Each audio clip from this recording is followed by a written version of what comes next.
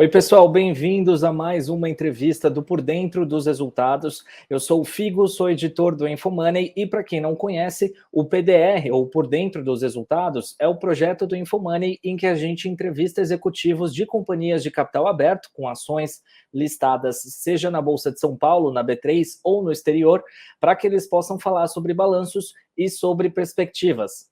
Nessa nova temporada, a gente está falando do segundo trimestre de 2023 e antes de eu apresentar o meu convidado de hoje, eu quero pedir para você que está assistindo esse vídeo para já deixar o seu like se você ainda não curtiu. Isso é bastante importante para a gente continuar entregando esse conteúdo para mais pessoas e também se inscreva no canal do Infomoney se você não for inscrito. A gente sempre tem várias entrevistas aqui nas temporadas do PDR, para você não perder nenhuma, se inscreva aqui no canal, clica no sininho que tem aqui abaixo do player, assim você vai ser notificado sempre que uma nova entrevista for para o ar.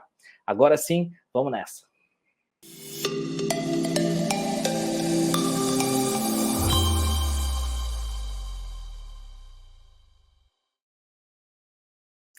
Bom, gente, meu convidado de hoje é o Alex Malfitani, que é o CFO da Azul. Alex, bem-vindo, obrigado pela sua participação aqui com a gente mais uma vez. Oi, Figo, obrigado pelo convite, é sempre bom estar aqui. Boa, então, pessoal, vou passar a palavra para que ele possa fazer uma introdução de como é que foi esse segundo trimestre para a Azul, e aí depois a gente bate um papo. Então, por favor, Alex, fica à vontade. Legal, Figo. Acho que parecido com o que a gente viu no trimestre anterior, a gente teve duas mensagens principais para compartilhar com o mercado, né? Uma é uma atualização final do nosso plano de otimização da nossa estrutura de capital. A gente começou esse plano lá no começo de 2023, onde a gente anunciou que ia negociar com os nossos parceiros, nossos credores, nossos stakeholders, para tirar a pressão de curto prazo que a gente tinha, basicamente vindo ainda da pandemia, né? Do fato de que a gente, obviamente, foi muito impactado pela pandemia, não teve nenhum aporte de capital do governo, como companhias aéreas dos Estados Unidos e da Europa tiveram. A gente também não passou por um processo de recuperação judicial, não deu haircut na dívida, mas a gente precisava sentar com os nossos credores e negociar uma nova estrutura, uma nova maneira de pagar 100% daquilo que a gente havia comprometido, né? Isso foi um processo que foi caminhando ao longo aí do primeiro semestre, chegou a entrar um pouco em julho, a gente foi dando atualizações para o mercado durante todo esse processo, mas ali na divulgação de resultado do segundo trimestre, a gente pôde falar, ó, tudo agora está concluído, não tem mais nenhuma negociação, a gente fechou todas as negociações com os nossos credores, que eram basicamente os arrendadores de aeronave, né? As empresas que compram aeronave e alugam isso para nós. Depois, o segundo passo foi estender as dívidas, né, os bonds offshore que a gente havia emitido alguns anos atrás. Tinha um vencendo em outubro do ano que vem, que o mercado estava querendo ver ele já renegociado, já rolado para frente para ficar mais tranquilo, né, para não ficar dependendo do mercado, né, para fazer essa rolagem no ano que vem, e um aporte adicional de capital, né, um aumento de liquidez através de acesso ao mercado de capitais, buscando novos recursos. Então, a gente terminou essa segunda e terceira fase, basicamente a gente concluiu entre junho e julho, e aí na nossa divulgação de resultado a gente passou essa atualização e os detalhes dessa negociação. Esse foi o primeiro recado. E o segundo recado, mais voltado para a saúde do negócio, de como que está a operação, como que está a rentabilidade. A gente entregou um EBITDA aí na casa de 1,1 bi, que era o que o mercado esperava, então foi bem recebido pelo mercado, o fato de que a gente conseguiu entregar esse resultado, e mostra que o negócio continua muito bom, né? O negócio já vem bem aí. Óbvio que a gente teve aquele impacto no começo da pandemia, né? Na época, até difícil de lembrar, mas a gente na época falava, ninguém nunca mais vai voar, todo mundo vai fazer reunião via Zoom, via Teams, né? Hoje a gente vê que a demanda por transporte aéreo está mais forte do que nunca. E uma coisa que a gente anunciou na nossa divulgação de resultados é a gente já estava com tarifas maiores nos dois principais segmentos, né? Tanto lazer como corporativo.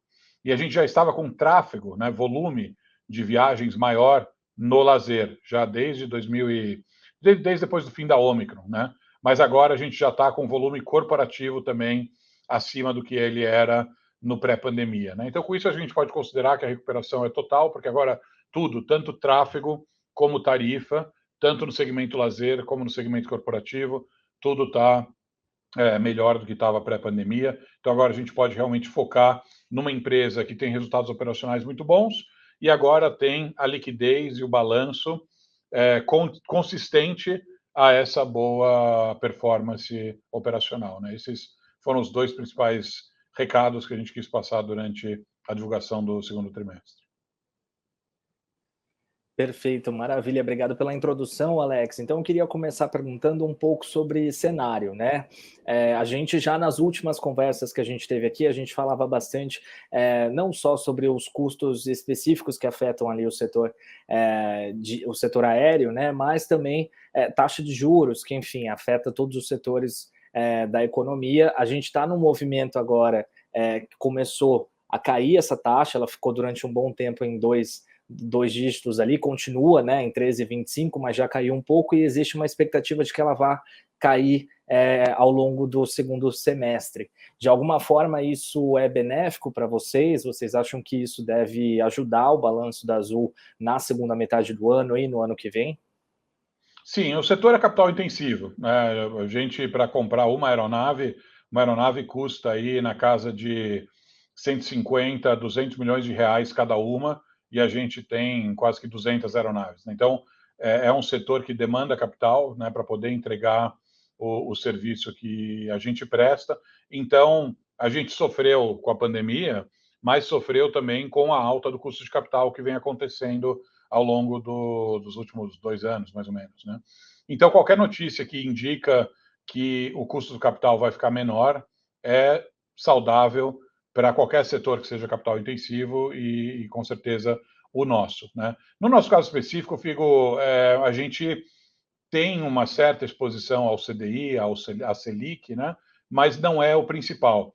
A maior parte da nossa dívida é a dívida de leasing de aeronave, e que ela é reconhecida no balanço como uma dívida, mas ela se aparenta mais com um aluguel. É um pagamento mensal que a gente faz para poder operar aquela aeronave. Quando chega no fim do aluguel, a gente devolve a aeronave, mas isso é considerado contabilmente como uma dívida. Mas a boa notícia é que esse valor é fixo, né? Ele é fixo em dólar, mas ele é fixo, ele não oscila com a taxa de juros. Então a gente não sofreu com a alta no aluguel quando os juros subiram, né? E isso não deve mudar agora quando os juros caíram. Agora, a gente tem alguns títulos, né, emitidos no exterior, que são os bonds que a gente mencionou. Eles são também pré-fixados, mas também são em dólar. E aí a gente tem, acho que a terceira maior parcela de dívida, aí sim, são dívidas locais, que são indexadas ao CDI, né? Então, essa parcela de dívida vai se beneficiar da redução da Selic, né, que acaba influenciando o CDI. E também a gente vai ter esse movimento nos Estados Unidos. O Brasil está um pouco à frente desse movimento, porque a gente subiu juros antes de todo mundo, já está começando a reduzir juros antes de todo mundo. Em algum momento, os Estados Unidos também vão começar a reduzir juros. Aí sim a gente acredita que a gente vai ter acesso a um capital mais barato. E essas emissões que a gente fez, Figo, em junho e julho, obviamente elas foram feitas com um custo de capital alto, que é como a situação está hoje. Mas a gente negociou também bastante flexibilidade para que quando as taxas de juros caiam, que elas vão cair nos Estados Unidos em algum momento, provavelmente no ano que vem, a gente tem a opção de refinanciar essas dívidas, né? Eu posso quitar essas dívidas e emitir uma dívida mais barata no lugar, tá? Então a gente está realmente animado com essa perspectiva, com essa realidade no Brasil já de taxa de juros caindo e com essa perspectiva de taxas de juros caindo no exterior a partir do ano que vem. Perfeito. Até esse cenário, até o próximo ano, em que a gente pode ver que pode concretizar esse cenário, essa expectativa de redução das taxas de juros nos Estados Unidos, existe alguma possibilidade de emissão, de fazer uma nova emissão nesse meio do caminho, ou é algo que vocês não planejam, pelo menos até o final desse ano? O trabalho de otimização da estrutura de capital que a gente falou está concluído, né? A gente concluiu, comemorou, pagou todos os assessores, bancos, advogados, né? Esse trabalho está pronto. Agora, a gente sempre monitora as condições de mercado e se surgir alguma oportunidade interessante para a gente reduzir o nosso custo de capital, a gente vai considerar. Mas hoje não tem nenhum plano concreto como a gente teve. A gente fez um plano bem detalhado, né, modéstia à parte, aí, bem estruturado, que acho que foi também bem executado. A gente está recebendo um feedback bem positivo de como esse plano foi criado e colocado em funcionamento. Mas agora a gente pode realmente focar no negócio, que era o que a gente mais queria fazer. Na prática, fica uma coisa que é interessante, é que a gente abriu o capital em 2017, né? Então a gente teve mais ou menos 2 anos e meio, 2 anos e 3/4 de vida como uma empresa listada sem pandemia. Aí veio a pandemia no começo de 2020 e a gente ficou pelo menos 3 anos lidando com a pandemia, com o impacto que a pandemia teve na demanda, as consequências da falta de demanda e da falta de aporte de capitais do governo. E agora só, depois de todo esse tempo, né? Falar de pandemia já está até fora de moda, a gente nem lembra mais, ninguém fala mais, mas é só agora realmente que a gente vai poder focar no negócio integralmente. Óbvio que a gente estava focando no negócio, mas a gente estava focando no negócio e na reestruturação praticamente ao longo dos últimos 3 anos, né? E agora a gente está muito animado em poder focar no negócio em si. Tem muito potencial de crescimento, muito produto novo que a gente quer lançar, mercado novo, né? E grande potencial para a gente. Então a gente está animado em poder se dedicar agora integralmente a isso. Boa. Pegando um gancho nesse desempenho operacional que você citou, esse desempenho que vocês apresentaram no segundo trimestre, ele também foi beneficiado por um aumento de tarifa nesse período? A gente falou, se não me engano, na nossa última conversa sobre essa forte demanda, você tinha citado que ainda existia um espaço para esse ajuste de tarifas. Eu queria que você falasse um pouco sobre isso, como é que ficaram as tarifas no segundo tri, e se ainda tem algum espaço diante dessa forte demanda que você citou, tanto para o turismo quanto para o corporativo, para a segunda metade do ano vocês continuarem fazendo esse reajuste? Sim, a demanda está boa e está permitindo o setor a continuar, no fundo, tentar recuperar a margem ali do pré-pandemia. O que mudou, né, de lá para cá? A demanda está muito boa, a gente não fala mais, né, em impacto de demanda, mas a gente ainda está lidando com um dólar e um petróleo, os dois mais altos do que estavam em 2019. Né? O dólar em 2019 estava quase 4, 3,90 e poucos. Hoje a gente, quando chega abaixo de 5, comemora, né? E o petróleo também, que estava na casa ali dos 40, 50 dólares o barril, ele já teve pior do que está hoje, mas ainda está a uns 80, 85 dólares o barril, que comparado ao pré-pandemia ainda é muito mais alto. Então, isso impactou os nossos custos, né? Foi uma tempestade perfeita, porque a gente teve queda de demanda com aumento de custo e aumento do custo de capital, tudo praticamente na mesma sequência, né? Mas agora a gente está vendo que a demanda está permitindo que a gente tente voltar ao equilíbrio e voltar às margens que a gente teve em 2019. A gente vai ter uma rentabilidade em números absolutos, digo, muito maior esse ano do que a gente teve em 2019. Em 2019 a gente teve algo como 3,6 bi de reais de EBITDA, né, que é praticamente o nosso lucro operacional. E esse ano a gente deu o guidance que a gente acredita que a gente consegue entregar 5,5 bilhões de EBITDA. Né? Então, um número, obviamente, muito maior. Agora, quando você fala em margem, né, que quando a gente pega esse EBITDA e divide pela receita, a gente teve uma margem de quase 32% em 2019. A margem esse ano não vai passar dos 20 altos, né? Não vai nem chegar a 30. Então, isso é a mesma situação para as outras empresas do setor aéreo que operam aqui no Brasil.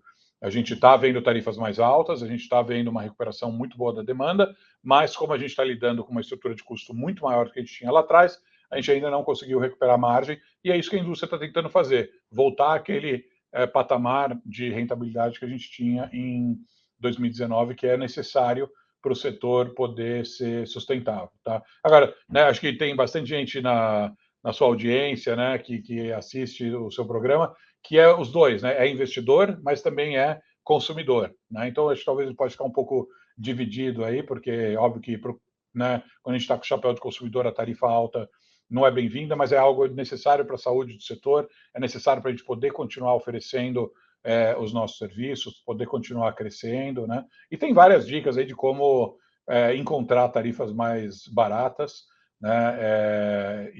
Então tem uma maneira de conciliar a saúde financeira da Azul, que é o que o investidor quer, com boas oportunidades de viagem, que é o que o consumidor quer também. Perfeito. Sempre quando a gente fala de preço de passagem, pelo menos os leitores ali do Infomoney sempre se interessam bastante, é claro, tem sempre esses dois lados. O investidor, óbvio, está de olho numa tarifa que vai ajudar a companhia a ter um aumento de receita, e quem é consumidor, claro, está de olho em oportunidades. E por falar em preço de passagem, tem um assunto no setor que é bem quente. Já na nossa última conversa aqui no PDR, a gente chegou a falar, mas estava ainda muito inicial, que era o programa do governo com as passagens a R$ 200. Vocês chegaram na época você citou que a Azul tinha interesse, né, em participar, mas que ainda precisava acertar com o governo como é que seria esse programa, enfim, quais seriam os termos, mas que para vocês, para ocupar algumas vagas nos voos que acabariam ficando vazias, seria interessante. Agora já está uma coisa mais estruturada o programa. Se você puder falar um pouco em que pé que está isso e como que isso pode ajudar a Azul, se ainda continua sendo interessante para a Azul. Ele continua avançando. Acho que é um programa que, pelo que a gente tem visto, conversado, é bem estruturado, é bem pensado, né? Então, ele não existe, vamos dizer, às custas do contribuinte. Não é que a gente está pegando dinheiro do contribuinte e colocando no setor.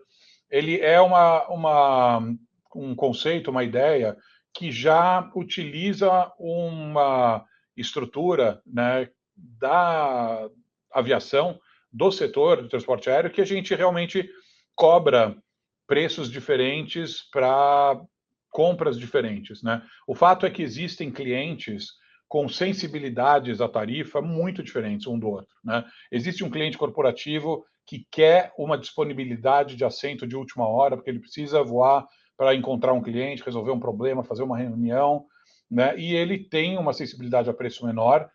Para ele, a proposta de valor é: se você me tiver um assento de última hora, eu estou disposto a pagar uma tarifa de R$ 1.000, R$ 2.000, R$ 3.000, né? E do outro lado do espectro, a gente tem clientes que talvez tenham um poder aquisitivo menor, ou estão viajando com uma família muito grande, e eles têm realmente o que eles querem é uma tarifa menor, e estão dispostos a comprar com muita antecedência, estão dispostos a não ter uma certa flexibilidade, né, de comprar uma tarifa que talvez não seja cancelável, não seja reembolsável. Então, existe, e entre esses dois espectros, tem todo tipo de cliente, né? E o setor aéreo já faz isso muito bem, de tentar realmente conciliar aquele apetite, aquela sensibilidade a preço de um cliente com uma oferta de assento que atinja e que caiba no bolso, né? O que existe hoje é que ainda existem assentos vazios que a gente não consegue preencher e que a gente poderia oferecer por uma tarifa mais competitiva, contanto que isso não competisse ou não prejudicasse essa estrutura tarifária que a gente já tem, né? Então isso é uma coisa que, se você identifica bem o público-alvo que pode ter acesso a esse tipo de tarifa, quer dizer, pelos desenhos, pelas conversas que a gente tem tido, são clientes, por exemplo, que não voaram nos últimos N anos, né? Isso já é uma boa indicação de que não é um cliente, como eu mencionei, corporativo, que quer uma viagem de última hora, né? Se é um aposentado, se é alguém que tem uma renda até um certo patamar, quer dizer, você consegue identificar aí maneiras de poder oferecer esse acesso ao transporte aéreo de maneira que não prejudique a estrutura tarifária que já existe, né? Só que para isso vai ter que ter muita tecnologia, né? Os nossos clientes acho que sabem, mais de 90% do que a gente vende é online. Então o cliente que vai participar desse programa também vai querer uma venda online, ele não vai querer ir presencial até o aeroporto, ou ter que ir, né, até uma agência, tal. Ele quer poder ali no telefone dele, talvez no computador, onde quer que seja, poder enxergar em quais voos essa passagem vai estar disponível e qual vai ser o preço, né? E se qualificar, né? Poder ser identificado como um cliente aí que está participando do programa. Tudo isso precisa de tecnologia e é isso, acho que está ditando o ritmo de implementação do programa hoje. A gente poder criar essa plataforma para o cliente poder encontrar onde que vão estar esses assentos. Tá? Então, não tem uma data ainda, mas, como eu falei, eu acho que é um conceito que casa muito com o DNA da Azul. Né? Quando a gente começou a Azul, o brasileiro viajava só 0,3 voos por ano por habitante. Né? Hoje já está na casa do 0,5 voos por ano. Né? E o Brasil não cresceu muito nesse meio tempo, então realmente foi aumento da penetração do transporte aéreo, que é uma coisa muito boa. Agora, a gente quer chegar em níveis, óbvio que eu adoraria chegar no nível dos Estados Unidos, que é de 3 voos por ano per capita, né? Mas só se a gente chegar no nível de México, Colômbia, Chile, né? A gente vai estar nos 0,8, 1, 1,2, que é o dobro do tamanho do que o mercado tem hoje, e é uma das grandes fontes de potencial que a gente enxerga para o mercado brasileiro, e acho que o Voo Brasil está tentando ir atrás desse potencial. Né? E como eu falei, pensando de um jeito que não vai necessariamente custar nem nada para o contribuinte, não vai custar nada para o outro cliente, não vai custar nada para a Azul, é só uma maneira bem bolada aí de aproveitar essa segmentação tarifária que a indústria já segue no mundo todo. Perfeito. Falando de expansão, e pegando esse gancho aí de aumento do mercado, não só do mercado, mas também das operações da Azul, você citou que vocês têm a intenção de lançar novos produtos e ir para novos mercados. Se você puder falar um pouco sobre isso, quais seriam esses novos produtos e quais seriam esses novos mercados que vocês veem potencial? Na nossa divulgação de resultados, a gente falou de 4 fontes aí de expansão de margem que podem ajudar a gente a ter uma rentabilidade ainda maior. Uma delas é a expansão da malha. A gente já tem disparado a maior malha do Brasil, a gente voa para 160 destinos, enquanto que a concorrência voa aí para uns 50, mais ou menos, né? Então, em 80% dos mercados que a Azul opera, a gente está sozinho, e em 90% a gente é a maior companhia aérea, né? Só que a gente quer chegar a 200 destinos. Não tem uma data para chegar a 200, mas a gente já identificou, quando a gente olha no Brasil por tamanho de população, por PIB, por presença de aeroporto, né, infraestrutura, a gente acredita que a gente vai ter uma malha que vai chegar a 200 destinos no médio e longo prazo. Então, isso é uma das fontes de crescimento e expansão de margem da Azul. Uma outra é a nossa transformação de frota, né, que a gente já falou também no passado. Cada trimestre a gente avança mais nessa transformação. A gente ainda tem aí 25, 30% da nossa frota que é operada ou da nossa capacidade que é operada com aeronaves de geração anterior, que tem uma queima de combustível ainda muito alta. A gente quer substituir essas aeronaves por aeronaves de nova geração, e com isso a gente vai conseguir expandir margem, porque cada vez que eu tiro um avião de geração anterior e coloco um de geração de última geração, eu ganho basicamente 10 pontos de margem.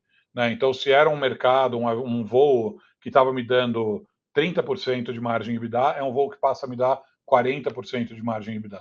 Né? E a gente ainda tem aí 25, 30% da frota para fazer essa transição de velha geração para nova geração. Né? A gente também tem as nossas unidades de negócio, o Tudo Azul, Azul Cargo e Azul Viagens, e uma que a gente acabou de lançar, que é a Azul Tech Ops, para fazer manutenção. Essas 3 primeiras, que já existem há algum tempo, são todos negócios de mais de R$1 bilhão de faturamento por ano, cada um deles, né? Com uma margem muito alta e com um crescimento maior do que o crescimento da Azul. Então, à medida que esses negócios continuarem crescendo, eles também vão ajudar a Azul a ser cada vez mais rentável. E aí, a parte de produtos que eu falei, né, tem muita oportunidade bacana que a gente vê. Tá? São coisas, por exemplo, como a Azul Tech Ops, que antigamente não existia, e a gente vê que agora a gente tem um tamanho, uma relevância, uma massa crítica que permite a gente lançar esses novos negócios. Outro é um sonho que a gente tem há muito tempo, que tem um pouco a ver com o Voa Brasil, Figo, mas que também vai na direção de aumentar a penetração do transporte aéreo no Brasil. O que acontece? Hoje a gente já vende passagens em 10 parcelas de R$30. Tá? Mais de 25% das nossas passagens tem um custo de R$300 ou menos, né, de ida, ou R$300 ou menos de volta. Tá? Pode não parecer, pode ser uma surpresa aí para alguns dos nossos clientes, talvez compram mais em cima da hora, mas 25% das nossas passagens custam menos do que R$300. E a gente vende essas passagens em até 10 vezes sem juros, que é uma parcela de R$30. Agora, Quem que consegue comprar essa passagem? De novo, a gente vende tudo, né, online, 90% das vendas são no nosso site, no nosso aplicativo. Só quem tem um cartão de crédito com um limite de pelo menos R$300, né, e que não vai fazer falta esse limite de R$300. Aí isso já diminui um pouco a população. Existe uma grande faixa da nossa população que pode pagar R$30 por mês, mas não tem necessariamente um cartão de crédito com um limite grande o suficiente para fazer essa compra. E está acontecendo uma revolução no meio de pagamentos no Brasil, como você sabe, como, né, a sua audiência sabe, né, com a criação do Pix, agora com o Pix parcelado. Então, a gente acredita que vai ter uma possibilidade desse segmento da população que hoje já tem poder aquisitivo para comprar uma passagem, mas não tem necessariamente a ferramenta, o meio de pagamento adequado. Isso também é uma fonte de crescimento para nós, né, que eu classifico como um novo produto, né, onde o cliente vai poder comprar uma passagem, óbvio, uma passagem com data marcada, né, na Azul, confirmada, com localizador, e vai pagar em 10 parcelas de R$30, mesmo se ele não tiver um cartão de crédito com um limite grande o suficiente. Perfeito. Alex, falando um pouco sobre esses braços, esses outros braços de negócio da Azul que você citou, principalmente os que já são consolidados, o Tudo Azul, Azul Cargo, existe alguma expectativa de, em algum momento, já que eles têm um peso tão relevante, eles são unidades tão importantes para a Azul, existe a possibilidade de, em algum momento, fazer um spin-off, ou talvez separar isso, desmembrar isso da Azul, esses serviços de alguma forma? A gente nunca, como a expressão fala, né, nunca diga nunca, mas a gente não tem nenhum plano. Hoje, o que a gente enxerga é que quando você faz um spin-off de uma empresa nova, você cria um pouco de ineficiências e de sinergias, né, sinergias negativas. Hoje a gente gosta muito de ter todo mundo dentro de casa. A Azul conseguiu, né, a gente tem basicamente 15 anos de idade, ao longo dos nossos 15 anos de idade, acho que a gente conseguiu uma coisa bacana, que a gente concilia uma empresa grande, né, que tem aí, como eu falei, quase 200 aeronaves, chegando a 15 mil tripulantes, que é como a gente chama os nossos funcionários aqui, quase que 20 bi de reais de faturamento, listada na B3, listada na Bolsa de Nova York, né, com uma estrutura, com processos, né, com diligência, com compliance, mas que ainda tem uma agilidade, um dinamismo de uma startup, né? Eu estava aqui quando a Azul era uma startup, quando eu entrei na empresa tinha 6 pessoas, né, e hoje são 15 mil, é um negócio que eu tive um privilégio muito grande de acompanhar, mas a gente conseguiu manter esse DNA, esse espírito de agilidade, e muita dessa agilidade vem de que eu consigo ir lá conversar com a Bel, que é a diretora de cargas, né, ou com a Cris, que é a diretora do Tudo Azul, ou com o Bicudo, que é diretor da Azul Viagens, e a gente trocar ideia, né, e bolar, né, como atender novos clientes ou como resolver obstáculos para o crescimento deles e tal, e a gente não quer perder isso. E às vezes quando você cria um spin-off, você acaba criando um pouco de divisão, né? Não é que não dá para superar isso, mas a gente gosta de ter todo mundo aqui debaixo do mesmo telhado, né, pertinho e podendo trabalhar o mais próximo possível. Uma coisa que a gente também gosta de trabalho presencial, tá? A gente não é um mega fã aí de home office, a gente faz um pouco, usa o bom senso, né? Tem uma certa flexibilidade, mas a gente também gosta do presencial, basicamente pelos mesmos motivos. Boa, Alex, para a gente fechar o nosso papo, uma última pergunta que também a gente recebeu dos leitores ao longo da semana é em relação a, depois desse processo, concluído esse processo de otimização da estrutura de capital da Azul, existe alguma expectativa de alteração da política de remuneração acionista, de pagamento de dividendos por parte da Azul? Em algum momento a gente vai ter essa política. No curto prazo, o que a gente quer fazer é continuar o processo de redução da alavancagem que a gente já começou desde que a demanda né, começou a se recuperar. A gente chegou a ter alavancagem de 2 dígitos porque o EBITDA ficou muito pequenininho. Normalmente a gente mede a alavancagem, né, que é um indicador de quanta dívida que a empresa tem. A gente mede a alavancagem como o total da dívida líquida dividido pelo EBITDA. Quando o EBITDA fica muito pequeno, esse cálculo faz o resultado ficar muito alto, né? Então, à medida que o EBITDA foi se recuperando e que a gente foi pagando as nossas dívidas, a nossa alavancagem tem melhorado, tem caído, e a gente deu guidance também de que deve terminar esse ano com uma alavancagem de 3,5 vezes, e uma alavancagem no ano que vem de 3, que aí já começa a ficar parecida com a alavancagem que a gente tinha pré-pandemia. Quando a alavancagem começar com 2, né, que teoricamente seria aí no ano de 2025, aí a gente pode sentar e considerar se a gente realmente tem liquidez suficiente para poder retornar parte desse capital para o nosso investidor, né, através de dividendos, através de recompra de ações. Mas é uma decisão que a gente vai tomar naquele momento.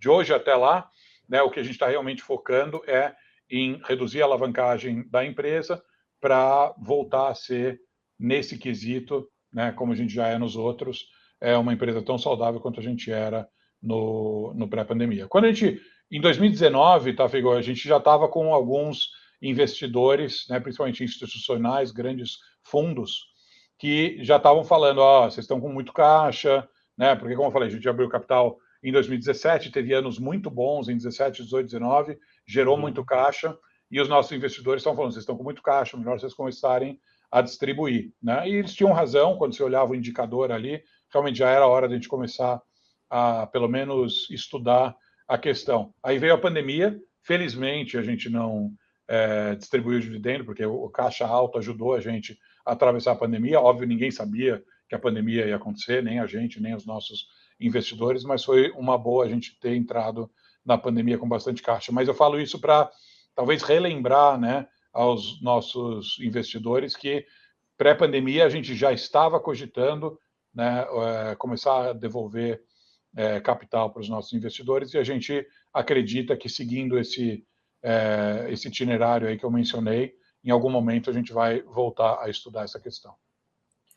Perfeito. Queria agradecer a Alex Malfitani, CFO da Azul. Obrigado mais uma vez pela sua participação, pela disponibilidade, por ter vindo aqui, falado como é que foi esse trimestre para a Azul e o que a gente pode esperar daqui para frente. Então, obrigado mais uma vez.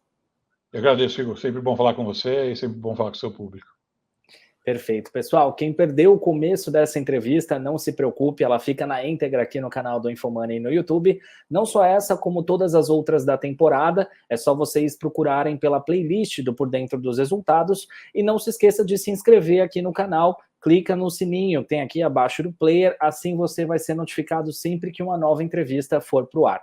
Não esquece de deixar o seu joinha, o seu like aqui nesse vídeo também. Aí vocês ajudam a gente a entregar esse conteúdo para cada vez mais pessoas e manter a qualidade dos nossos vídeos. É isso então, pessoal. Até a próxima. Obrigado.